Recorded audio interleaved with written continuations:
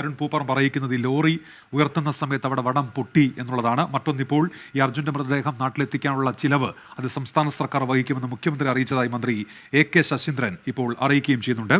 ഇപ്പോൾ ആശുപത്രിയിൽ നിന്ന് നമുക്കൊപ്പം ശ്രീനാഥ് ചന്ദ്രൻ കൂടി ചേരുന്നുണ്ട്. ശ്രീനാഥ്, അർജുൻ്റെ മൃതദേഹം ഇപ്പോൾ ആശുപത്രിയിൽ എത്തിച്ചിരിക്കുകയാണ്. ഇനിയുള്ളത് DNA പരിശോധനയാണല്ലോ. നേരത്തെ ജില്ലാ കളക്ടർ അതുമായി ബന്ധപ്പെട്ട് വിശദീകരണം നൽകുന്നുണ്ടായിരുന്നു.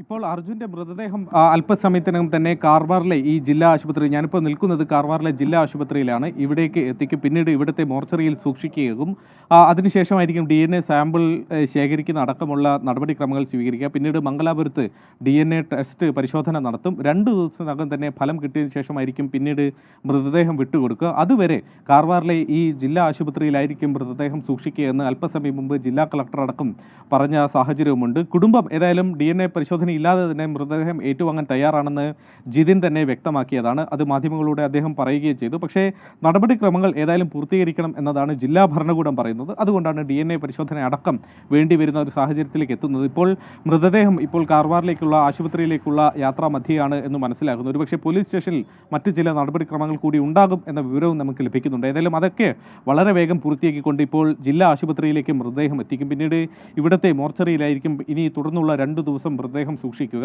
DNA പരിശോധന ഫലം പരമാവധി വേഗത്തിൽ ലഭ്യമാക്കാനുള്ള ശ്രമം നടത്തും. അതിനുശേഷം ഇവിടെ നിന്ന് കണ്ണാടിക്കലിലേക്ക്, കോഴിക്കോടേക്ക് മൃതദേഹം കൊണ്ടുപോവുകയും ചെയ്യും. രാവിലെ തന്നെ നമുക്ക് ഈ അർജുൻ്റെ ലോറി കിട്ടിയിട്ടുണ്ട് എന്നുള്ള സൂചനകൾ ലഭിച്ചതാണ്. അനൗദ്യോഗികമായി നമുക്ക് വിവരങ്ങൾ ലഭിക്കുന്നുണ്ടായിരുന്നു. പക്ഷേ അതിന് ഒരു ഔദ്യോഗിക സ്വഭാവം വന്നതിന് ശേഷം മാത്രമേ നൽകാൻ കഴിയുമായിരുന്നുള്ളൂ. അങ്ങനെയാണ് വൈകിട്ട് 3 മണിയോടെ കലക്ടർ അവിടേക്ക് എത്തുന്നു. വെള്ളത്തിനടിയിൽ നിന്ന് ഇതിനോടകം തന്നെ ചിത്രീകരിച്ച ചില ദൃശ്യങ്ങളുണ്ടായിരുന്നു. അത് അദ്ദേഹം പരിശോധിച്ചു. അർജുൻ്റെ തന്നെ എന്ന് തന്നെ ഉറപ്പാക്കിയതിന് ശേഷം പിന്നീട് ക്രെയിൻ ഉപയോഗിച്ച് അത് മുകളിലേക്ക് ഉയർത്തുകയായിരുന്നു. ക്യാബിൻ ഏതാണ്ട് പൂർണ്ണമായി തന്നെ തകർന്ന അവസ്ഥയിലായിരുന്നു. അതിനുള്ളിലാണ് 72 ദിവസത്തോളം അർജുൻ്റെ മൃതദേഹം ഉണ്ടായിരുന്നത്. അത് അഴുകിയ നിലയിലുമായിരുന്നു. അത് പുറത്തേക്ക് എടുക്കുന്നതും ശ്രമകരമായ ജോലിയായിരുന്നു.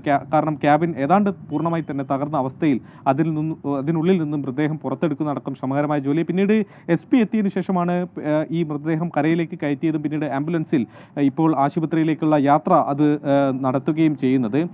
ഇനിയിപ്പോൾ ശിരൂരിൽ മറ്റ് നടപടിക്രമങ്ങൾ ഒന്നും തന്നെ ഇല്ല. ലോറി ഇപ്പോൾ കരയിലേക്ക് കയറ്റുകയും ചെയ്തിട്ടുണ്ട്. അതുമായി ബന്ധപ്പെട്ട നടപടിക്രമങ്ങളൊന്നും കാര്യമായി ഇല്ല എന്നതാണ് മനസ്സിലാക്കുന്നത്. ഇനി മൃതദേഹം ബന്ധുക്കൾക്ക് വിട്ടുകൊടുക്കാനുള്ള വേഗമാണ് കൈവരേണ്ടത്. അത് എത്രയും പെട്ടെന്ന് പൂർത്തീകരിക്കാൻ, ആ നടപടിക്രമങ്ങൾ പൂർത്തീകരിക്കാനുള്ള ശ്രമം ജില്ലാ ഭരണകൂടം നടത്തും എന്ന് കലക്ടർ തന്നെ പറഞ്ഞ സാഹചര്യമുണ്ട്. അതുകൊണ്ട് അല്പസമയത്തിനകം തന്നെ ജില്ലാ ആശുപത്രിയിലേക്ക്, മോർച്ചറിയിലേക്ക് മൃതദേഹം കൊണ്ടുവന്ന് ഇവിടെയായിരിക്കും ഇനിയിപ്പോൾ മൃതദേഹം സൂക്ഷിക്കുക.